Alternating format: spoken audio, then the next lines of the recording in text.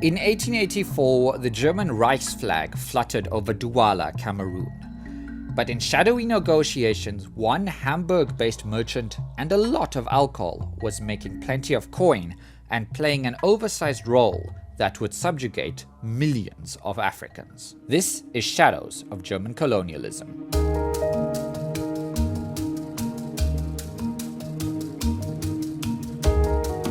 One could argue that German colonialism started in Douala, Cameroon. There, the C. Woermann shipping and trading firm first set up shop in 1868. Adolf Woermann took over the family business of his father, Karl Woermann, in 1874.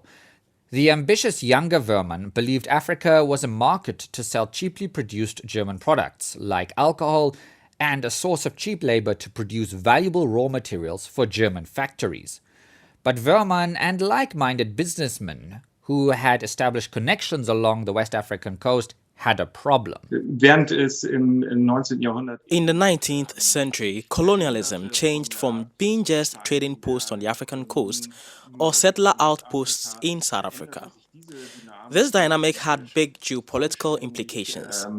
Ab den 1870er Jahren ungefähr. That's historian Kim Sebastian Tocci of the University of Hamburg. Woermann befürchteten From the 1870s onwards, Woermann feared, not entirely without reason, that he would lose access to African markets if areas not previously under European control were suddenly turned into individual European colonies.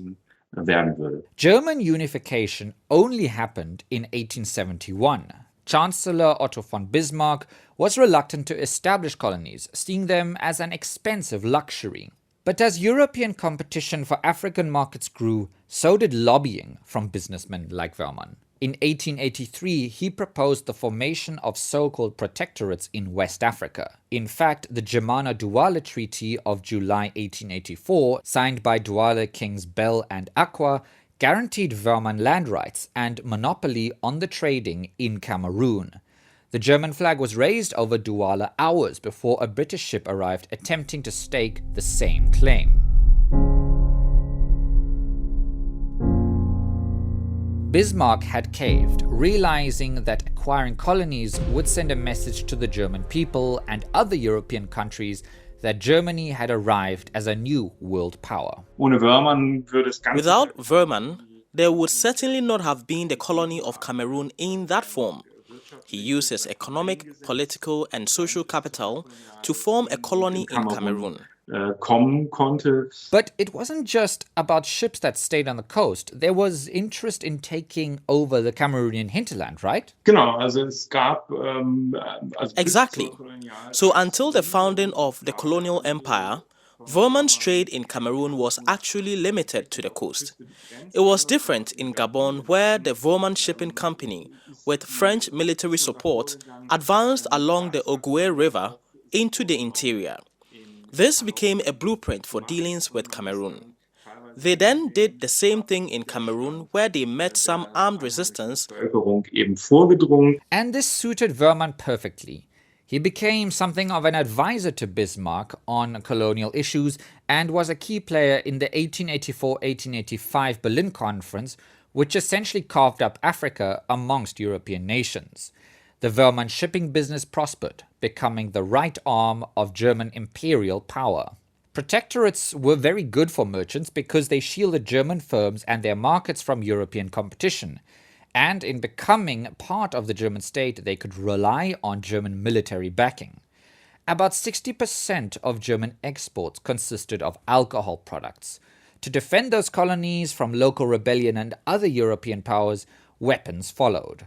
And this emboldened German colonial officials, according to Cameroonian historian Gilbert Ngimdo. When the Germans now came up with a plan to leave the coast of Cameroon and penetrate into the interior, where they intended to meet with inland producers of raw materials, rubber, for example, ivory, for example, palm oil, for example, and to establish soils and to develop soils there, grow plantations of cocoa, bananas, and so many others.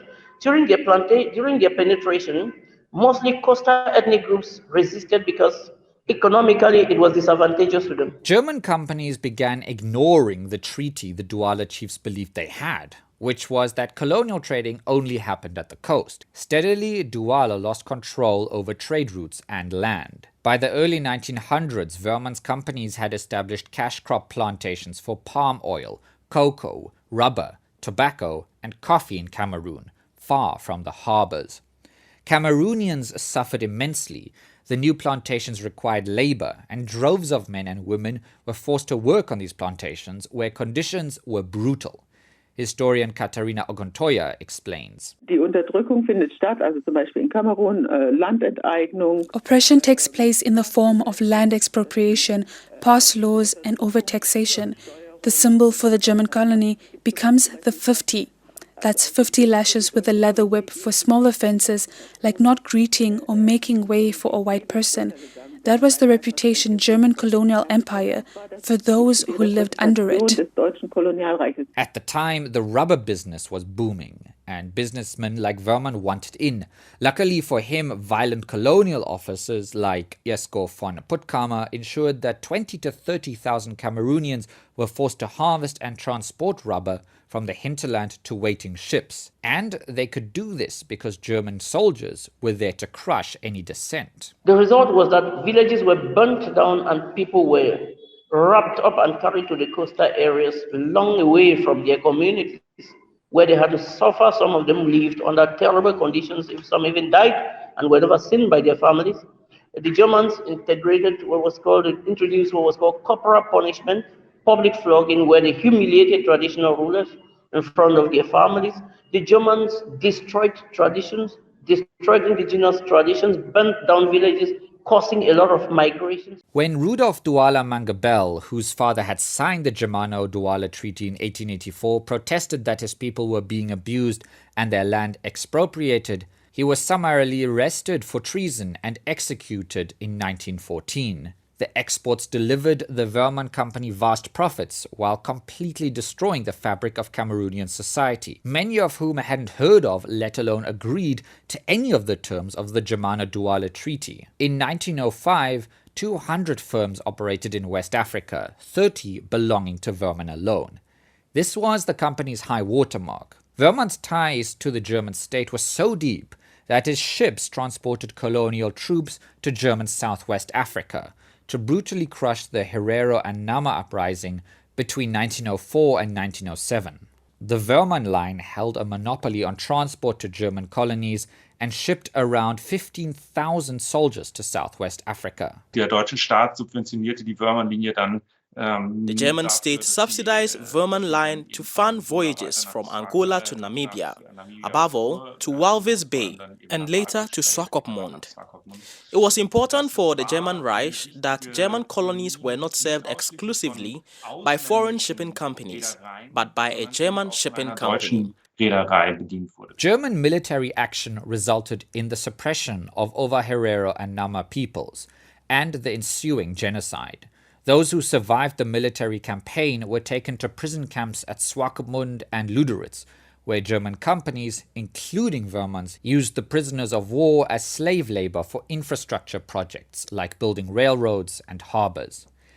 The conditions were so appalling and death rates so high that even German politicians in Berlin demanded an end to the practice. And as historian Toci points out, the overwhelming beneficiaries of this brutal action were private firms. Und im deutschen Fall muss man ganz klar sagen, and in the German case, it must be said quite clearly that the profits were privatized and the losses were socialized. That is to say, the costs were enormous precisely because of the fight against the Herero and Nama. At one point, it amounted to more than 600 million mark, a tremendous amount. These costs had to be borne by German taxpayer, while the profits were actually earned by companies like the Woermann Line. Through transporting troops, equipment, and goods during the genocide, the Woermann Company could record unbelievable revenues that resulted in very large profits. Und aus diesen Mehreinnahmen auch sehr große Gewinne verbuchen kann. The Woermann Company lost influence when Germany was forced to relinquish colonial territories after World War I. The era of exploitative colonial trading was over, but the damage wrought by its greed and violence still scars communities in Cameroon and Namibia to this day.